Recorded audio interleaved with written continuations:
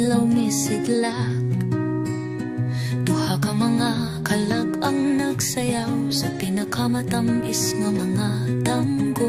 Sa tunga sa mga bulak ug sa mga kahoy nga daghangad, ang gugma na tawo uban sa umok na hangin.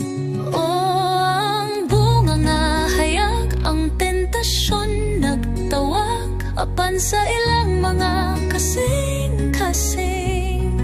Ang pinakaputli nga gugma na kurba sa mga higayon nga nawala, o sa koleksyon nga nakuha sa mga kangit-ngit nga gihimo. Ang ilang espiritu nagtilaa, uban ng pagkabata nga gihuptan sa ilang malumo nga mga kamot. Naglakad sila sa dalan sa mga plano sa Eden. Apan ang kuryosidad nagtawag kanila duaol sa matag pagpili, usa ka pagtanaw sa kahadlo.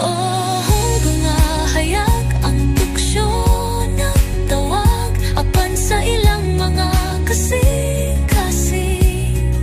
Ang pinakaputli nga gugma na kurba sa mga higayon nga nawala, o sa koleksyon nga nakuha sa mga kangit-ngit nga gihimo.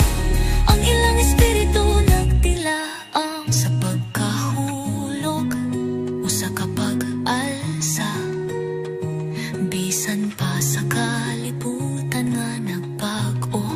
Sa matag luha, ang ilang mga kasing-kasing nag-usap gikan sa nawala nga paraiso. Ilang nasumpayan ang balang sa matag pagsidlak, sa adlaw ang paglaw magpabiling.